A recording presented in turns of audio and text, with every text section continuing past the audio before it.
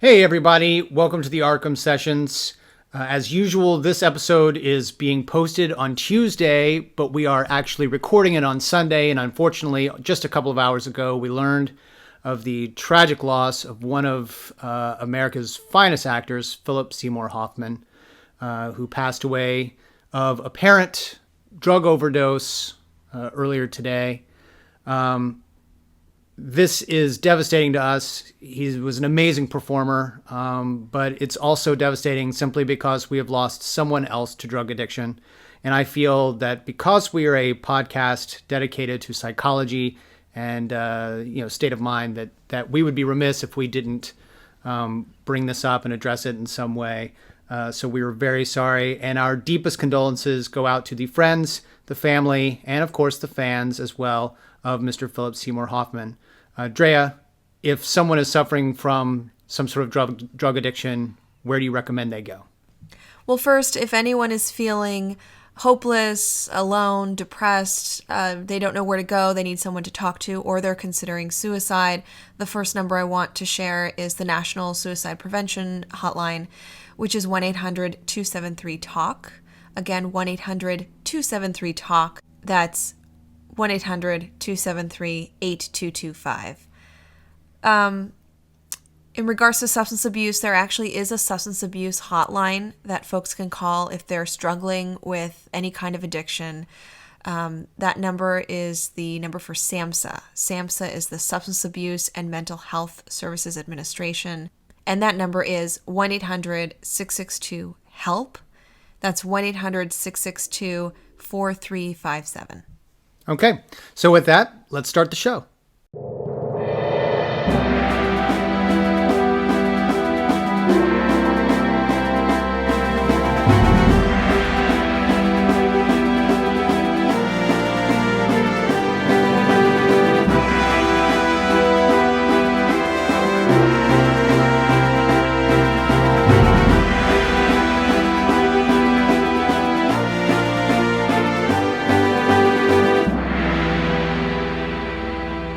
Hey everybody, welcome to the ARKHAM Sessions. My name is Brian Ward, and as always, I am joined by my co-host, Dr. Andrea Letamendi. Hello.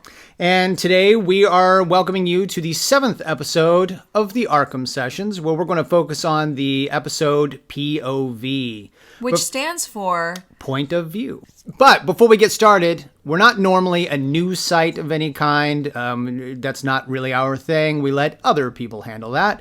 However, Twitter and Facebook and news sites and the internet basically went into a frenzy on Friday with another little bit of casting news for DC from DC and Warner Brothers for the new Batman vs. Superman.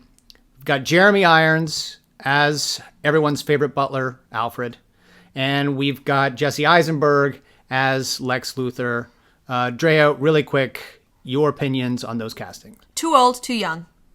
Jesse Eisenberg, too old to play Lex Luthor. You heard it here first. Way too old. No, I'm just kidding. Irons is fantastic. I think that he would be wonderful as Alfred. You know what I think is interesting about Irons as Alfred? I was thinking back, and I could be wrong, but I was thinking back to all the on-screen Alfreds that we've ever seen.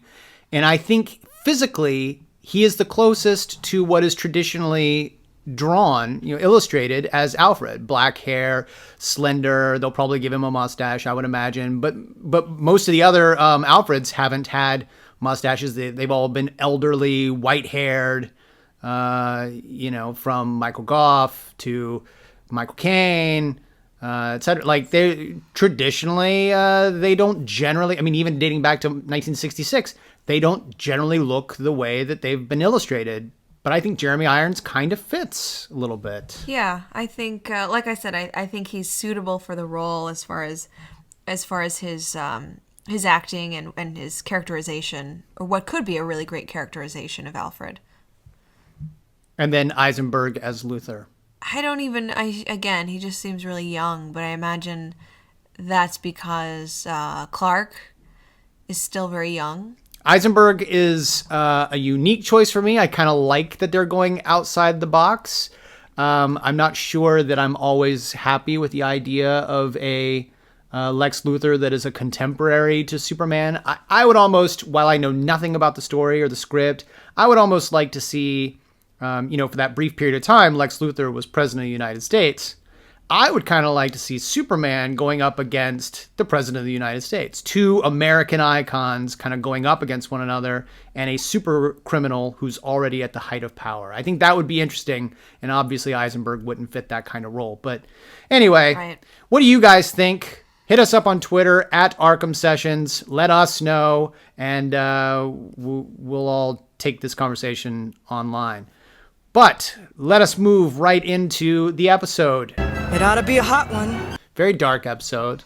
It takes place at night. So, it helps. This whole episode takes place, I think, is that within one night? Is that what you just said? It might be one night. I imagine it's probably over the one night. So that means that Renee Montoya and Officer Wilkes are night shift folk. I guess you would have to be if you're dealing with Batman, because he doesn't really hang out during the day. Right. But this episode was the story came from Mitch Bryan. The teleplay was actually written by Sean Catherine Derrick and Laren Bright. And the episode was directed by Kevin Altieri. It aired in mid-September. It was September 18th, 1992. And once again features one of your favorite characters, Renee Montoya. At this point, she's a police officer, and she's working alongside a partner. I don't think we've seen him before. He's just sort of another... He's referred throughout the episode as the Rookie. So Right. this is probably one of his first. And we first see them as they're in a car speeding toward an unknown destination. Renee is behind the wheel, and Wilkes is in the passenger seat, terrified by her driving. Relax. By the way, if you happen to see, did you see, on ARKHAM Sessions Twitter account later last week, we posted, there was a screenshot of Montoya and Wilkes. Apparently you and I star in this It episode. definitely looks like us hanging out in a police car. Yeah. I look very determined and intelligent, and you look freaked out and confused. Yeah, terrified. I've been in a car with you where you've been driving, and I am terrified. I'm usually driving toward a burning building. Yeah. Trying to, Just because. find Batman. Yeah. So they get to this warehouse, and Bullock is incapacitated. He is on the ground, sort of wiped out from having already gone in before he was supposed to, or were they late? Que cara. We weren't late. We don't know exactly. We only know that something has gone down, the place is on fire, and the criminals are getting away. Batman is seen on the roof, and then we go into presumably later that night with an internal affairs investigator. That's Lieutenant Hackle, and he is grilling these three people on their versions of the story. Either you start coming up with some answers or hand over your badges. Right, so we've got Detective Bullock and officers Renee Montoya and Wilkes, who are essentially sitting in these chairs and being interrogated.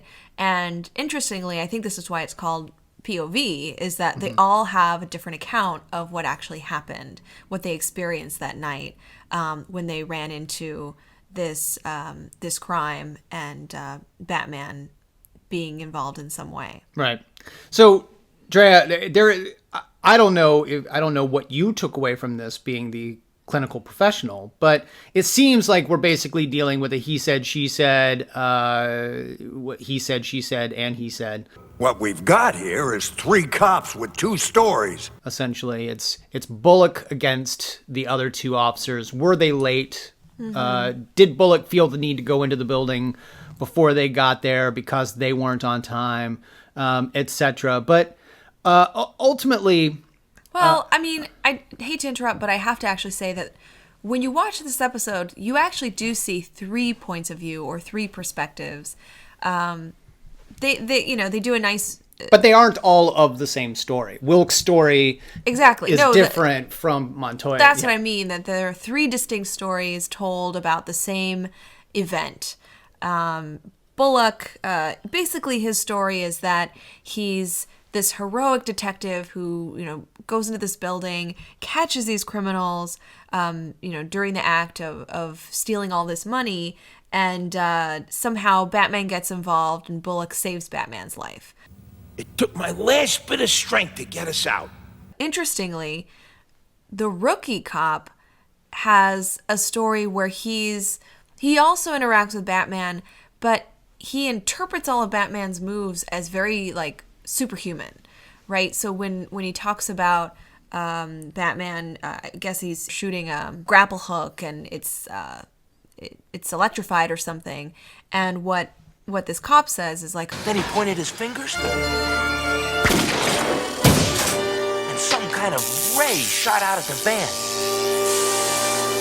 It blew the door open. Which, if you actually watch the show, you're seeing that Batman is using his practical tools to get the bad guys. So it's sort of interesting that this rookie cop sees Batman as superhuman and certainly heroic and above, certainly it has abilities that they don't have. While Bullock's perspective is, Batman is failing. He's not capable of doing his job. He's getting in the way. And ultimately that the police department has to save Batman. That's sort of the perspective we get from him. But as we've always seen, Bullock has it out for Batman and therefore would never get him credit for anything. Right. His perspective, his account of what happened is very consistent with his, I've used this word before, his schema about Batman, his thoughts and beliefs. His prejudice. You can call it prejudice, yeah. I mean, it's sort of his... the units of mental kind of beliefs and values around other people, other situations, things. And so it makes a lot of sense to me as we see these three different accounts that they're all very different. And finally, Renee's account of what happened is interesting because in her account, Batman comes onto the scene, he's in the building, but he ends up she says he's buried alive.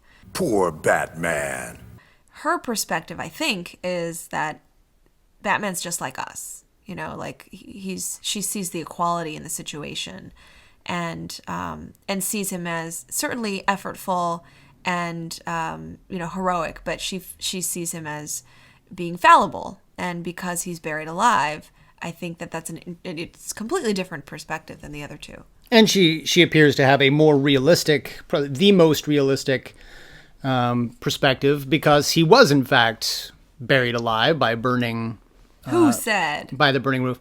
Well, who saw that? Not only did we see it, but then she, after being relieved of duty, is heading home, solves the crime essentially, goes to the docks, and actually finds Batman hanging from a rope. The criminal's all there, and one of the criminals even mentions, well, he's already been chop-broiled. So clearly she was pretty accurate in that Batman didn't get out from underneath when he saved her by pushing her out of the way. And then Renee basically helps Batman save the day. Yeah, I mean, the last half of the episode is essentially Renee and Batman working together, collaborating, fighting these criminals, and we see her really hold up her own. I mean, she's punching and kicking and throwing these guys down. She's using some really she's using some intellect and problem solving skills to get herself and Batman out of there. So I think it's a pretty cool ending to the episode.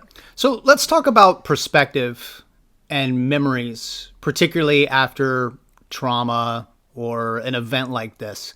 It's funny. I always think back to the fact that that the police always say that after you're mugged or after you witness a crime, oftentimes your memory of what the person looked like isn't always accurate. In fact, is rarely accurate based on some analysis. From a psychological perspective, what is your take on these three people's account of what happened? Well, as I said, they all have very different accounts, and I see that almost like it's sort of a projective test in the sense that their account of what happened is hugely based on their own schemas, their own prejudices, their own experiences. And so, as I said, as we talked about, Bullock sees this scenario, or his perception of what happened pretty much characterizes Batman as being a failure and getting in the way and not working with the police. Meanwhile, this new cop's perspective is that Batman is a superhero. He has abilities that no one else has, and this guy's pretty much in awe of all of the superpowers that Batman has, and so he kind of holds him up on this pedestal, and that may be because maybe he is less experienced in the force, maybe he's younger, maybe he's heard stories about Batman, has not ever seen him before, and so I think that's quite consistent with his account. And Renee, I mean, we know that she's seen Batman before. We know that she may be, as you said, I don't know if it's more accurate, but her perspective is grounded in reality, maybe to the degree that she's able to see Batman's faults. She's also able to see how she can help and contribute to, to getting these guys. So I see those almost as, like I said, projective tests, but I also feel like they did a really nice, without really being explicit about it, they were teaching us about psychology in this episode. We were understanding that perceptions of an event can be incredibly different depending on who you're asking. And we also understand that interrogation, asking questions, can really impact the way that people are remembering things, especially in regards to like their emotions and their responses and how they're able to tell the story, recall details of the story. So I thought that was pretty cool. Something, I do have one critique of this episode, and I realize that it's an animated series and was sort of designed for children. But it's funny because it reminded me a lot. There's an old movie from the early 50s. It was 51, 52. It was Akira Kurosawa's film Rashomon.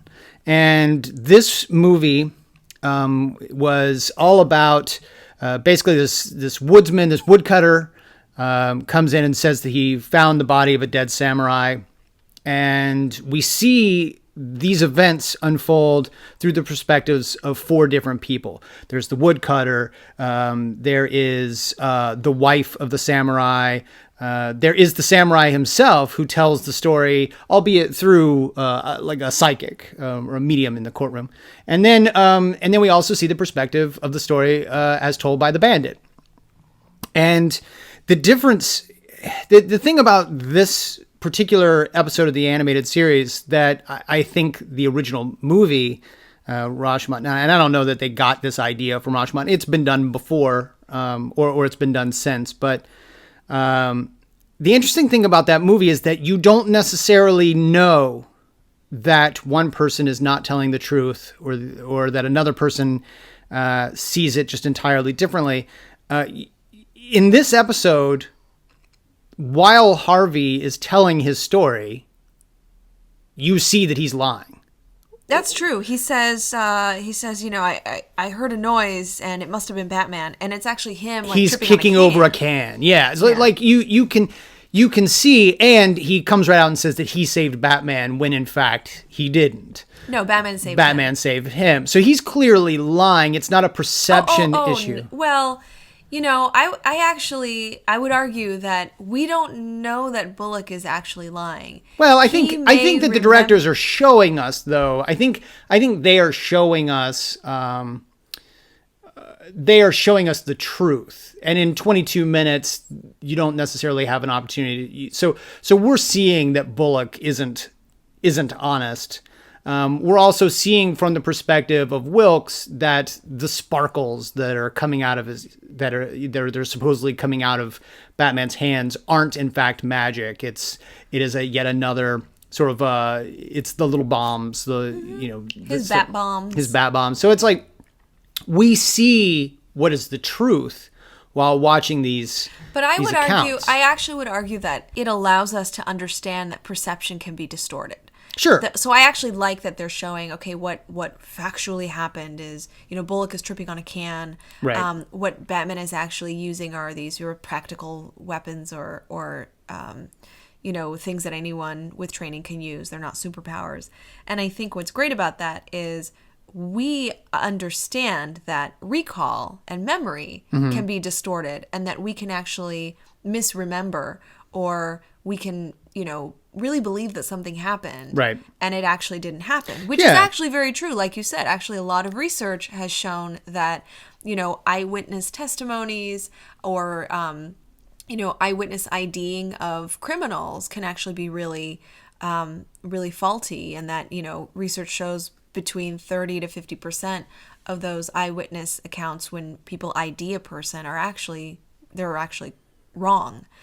So I think that that's a nice sort of a nice way to kind of teach us that memory can be distorted and that we can really believe that we saw something, but it didn't really happen. They did do a decent way of showing us the reality as we were listening to the accounts. I just kind of wish, and I know it's weird to say, but there was actually an episode of Alvin and the Chipmunks that did this as well. And they actually did sort of a Rashomon. They were in a courtroom. Simon was the judge. And of course. And they were trying to determine who, I think it was a statue at school, who knocked over the statue or who did something in the courtyard. And then it turns out from the perspectives of all this testimony that actually they all had something to do with it. But you legitimately saw what those people believed they saw. And in this particular episode of Batman the Animated Series, I don't think we ever really saw what people thought they saw. We saw the truth and heard what they thought they saw. And it wasn't as effective for me as an adult watching this animated series that is designed for children. But, that's my only critique. Fair enough. You also critiqued that, Wilkes was left-handed in the beginning of the episode, and they were both left-handed. No. Let's make something very clear. Both Montoya and Wilkes apparently are ambidextrous. They were both carrying their shotguns ready to fire with their left hands on the trigger, and then later on were using their right hands on the trigger. So they are clearly ambidextrous. I don't think anyone notices that in detail. I'm just saying, I noticed it. So let's go back to eyewitness testimony, or what's also called eyewitness recall. Psychologists would call it eyewitness recall, which is, of course, a person's account of an event, usually an event that involved a crime. And actually, a lot of research studies have looked into this and found that a number of different factors do kind of affect the way that we remember things, or I should say, how we can remember them accurately or inaccurately. One thing is anxiety or stress. So if a person is experiencing a lot of fear, anxiety, or stress during the event, that may lessen their ability to remember certain details. There's actually a lot of research that goes into, you mentioned weapons, like some of the officers are holding guns. Sometimes people who are witnessing an event or involved in an event just focus on the weapon, and that keeps them from focusing on details of the perpetrator or the criminal. I don't know. I mean, there's a moment where Montoya is faced with, I think it's a giant drill, and that criminal, in the credits, his name is, he's known as Driller. Right. Voiced by Ron Perlman. My pleasure.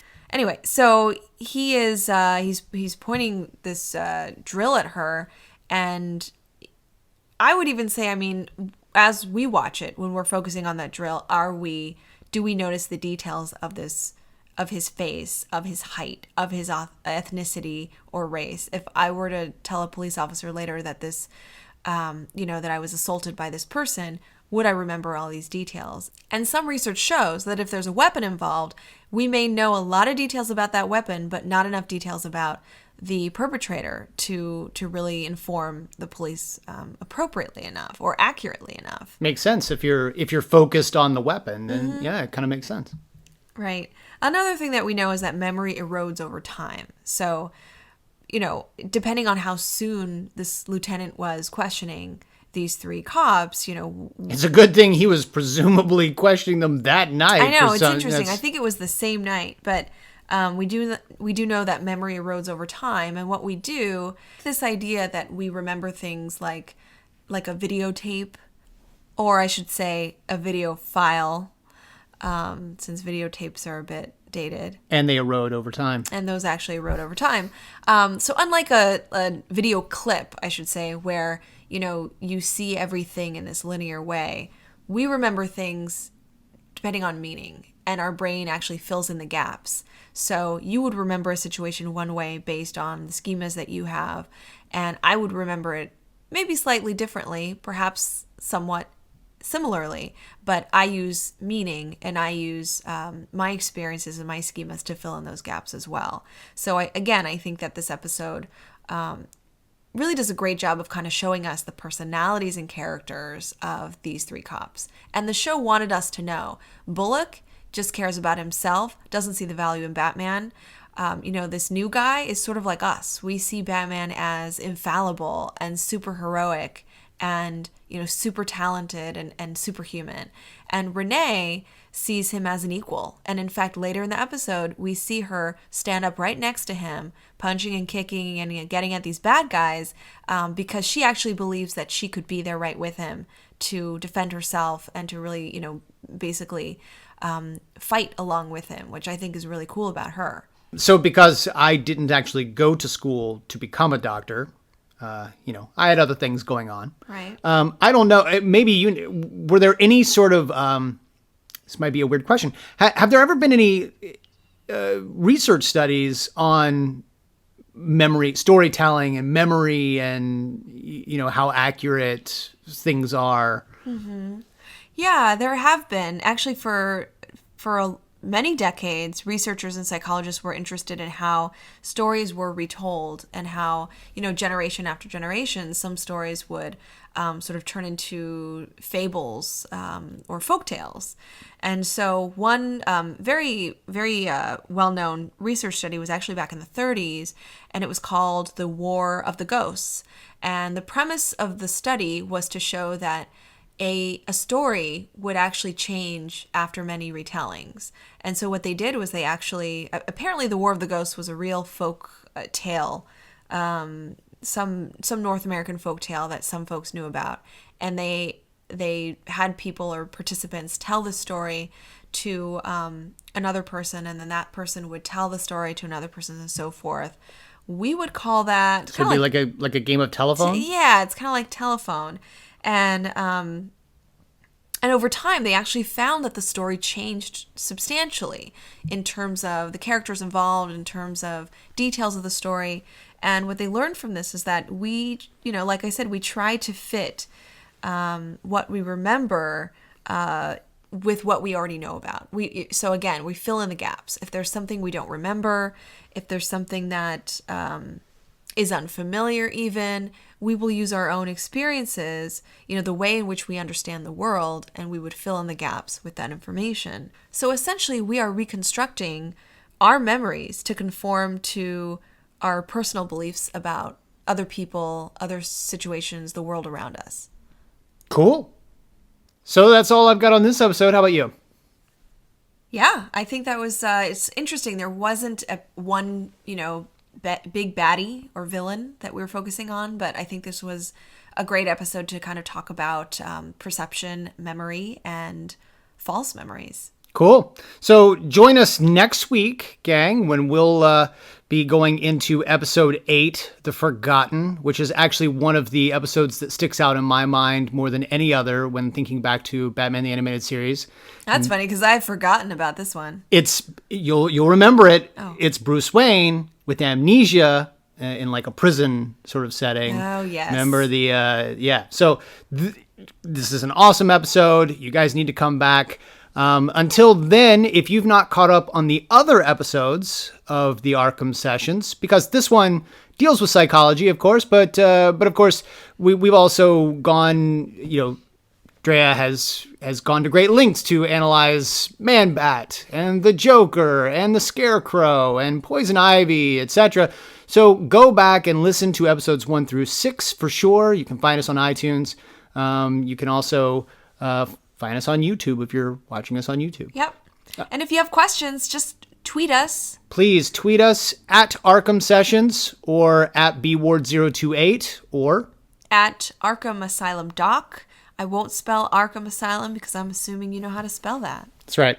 So join us again next week. Until then, have a great week, and we'll see you soon. Adios.